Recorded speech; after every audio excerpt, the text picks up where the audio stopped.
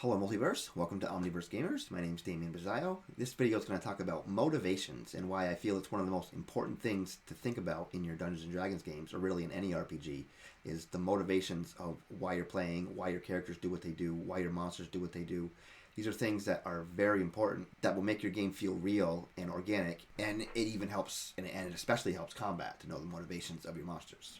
So motivation is obviously the reason you do something. It's the reason that you act or why you behave a certain way. It's the why behind everything that you do in your life or at work or anything like that.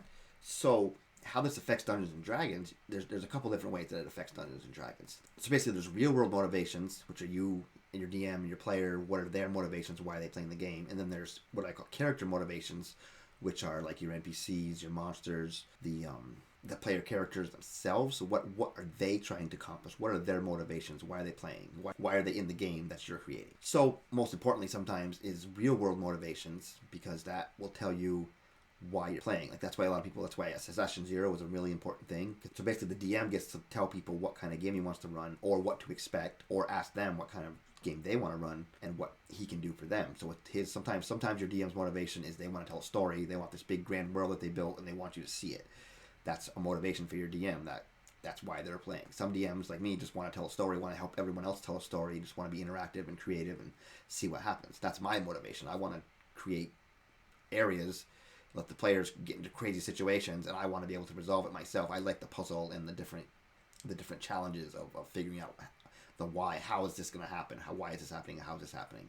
That's why I play as a dungeon master. Some dungeon masters just want to play the game. They just like the game. They just want to roll, do combat, and fight. They just want to kind of present the world, or read a module, go through a module, go along the story with the players, just kind of have some combat, and just kind of it's such a social thing. So at that same session zero, the players themselves should be able to tell the DM why they want to play, and the other players why they want to play. So, are you here for the story? Are you here to roll dice? You just want to have a combat game? Are you just here for social hour? Do you just want to come and hang out with your friends? You don't really care about the game? All these things are good to know when you're in Dungeon Master, why your players are playing and why they're at your table and who's going to gel together whose motivations are going to work together. Some players might want to go just do a whole full story game, be told what to do, and just kind of be passive and go through the game. Other players want to control the game, want to go where they want their actions to affect the story. So they're both viable ways to play. Just certain people, if you know someone's motivation, you know why they're playing, and as a DM, you can kind of gear your game towards them. Or the same thing with the players. If the player's like, I want to come in and I want to do combat, and the DM's like, well, I'm just really going to kind of tell a story. We're going to do more of a narrative, cooperative storytelling. We're going to do a little bit of combat, but I'm not really into combat. If the DM tells you that, as a player, you're like, well, this game might not be for me. You know that your motivations do not match the DM's motivations, and you might not be able to play together. That's why knowing motivations ahead of time is really, really important. And it makes it a lot easier to build a game when you know the motivations of everybody in your game. And then that's your player's motivation. That's like, why am I playing? And then beyond that, you can get into the player character's motivations. Like, as a player, I'm here to do combat and like enjoy the story and kind of do this and that. But my character is, say, a paladin. His motivations are his motivations. He has this backstory. He's trying to find his sister. He's trying to make his order be more predominant, or maybe redeem himself or something. Or like your rogue, I'm just here to steal stuff. Or your fighter, I'm just here to kill monsters and take loot. Like your player motivation doesn't have to necessarily be the same thing as your character motivation, and they can be together. They can be different. Sometimes as a player, I like to play dumb characters, but they're always trying to win.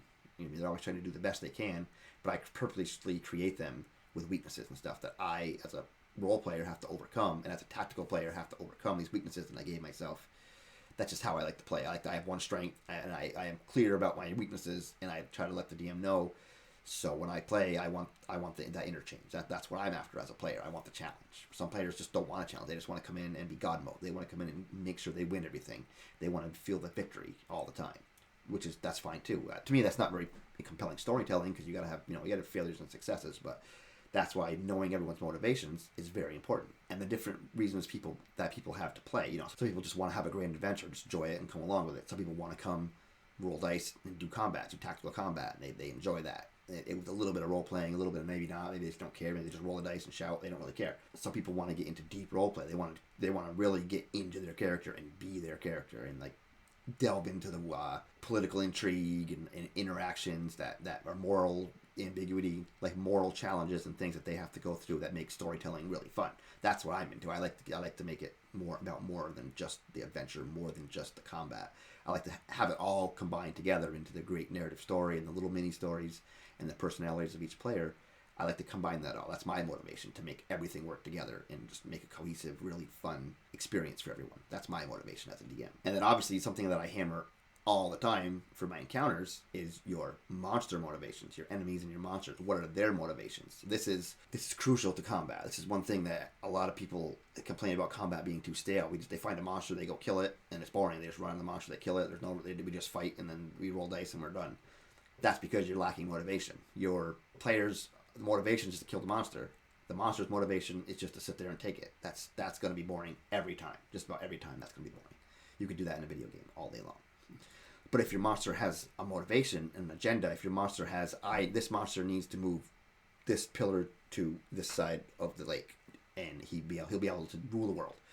That's something simple. That's not, but that's what the monster's trying to move this pillar. So now when your people come, they're not just coming to kill this monster. They see him trying to move this pillar and say, what is he doing? Because that monster has a motivation and a task. It's not just kill that monster. It's stop this monster from doing what he's trying to do. So the monster doesn't have to really stop what he's doing to just go and slog attack and roll dice. He's trying to move this pillar, or he might pick the pillar up and swing it at them. His goal is to get the pillar to the other side. And all the different things you can do to make that happen will make your combat way more exciting because of the motivations of everybody involved. Same thing, like, if you see if you watch all of my gameplay, my encounter videos, all my monsters have a specific thing that they are trying to do, or that they were trying to do, or they're trying to avoid. There's always a motivation for the monsters to be there or not want to be there. And the same thing for the players. They know they're coming to do X, Y, Z. The monster is trying to do, trying to stop them from doing X, Y, Z, or the monster is trying to do A, B, C. They have to combine, and the motivations of everyone's motivations are what makes it real. Like, you're not just like, oh, there's a monster, let's go kill it. It's like, oh, that guy's trying to do this, we have to stop him.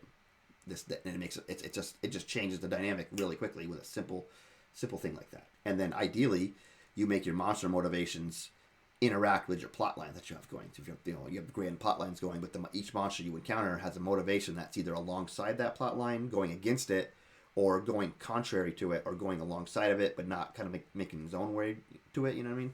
If every monster has something relevant to the quest and a motivation that's relevant to the quest, it'll just make every monster feel more real, make your world feel more real. Everything will lead into the next thing, and it just makes everything more organic. So knowing your motivations is crucial to your RPG, because it gives you direction. And even when you're world building, why am I building this world? Am I building this world so players can see it? Am I building this grand giant world because I want to make it? Or I have this world and I want people to play, and I want people to help me create this world. I have the flesh. My motivation is to create a framework, and these people will come and interact with this world, and as they do that, I'm going to build the world. That's my motivation. It doesn't matter what your motivations are. It just, if you're upfront about it and you explain it to other people, why you're DMing, why you're playing, why your character is doing what they're doing, why your monsters are trying to do what they're doing, it just makes everything in the game flows together, and it makes it way more organic and real, and it will change your games a lot. So anyway, that was a quick video on motivations and why I feel it's important. Always have a motivation for everybody. Always know, the more people's motivations you know, the better your game's going to be. So yeah, we are Omniverse Gamers. Like, subscribe, all that jazz. I hope to see you soon, and keep on gaming.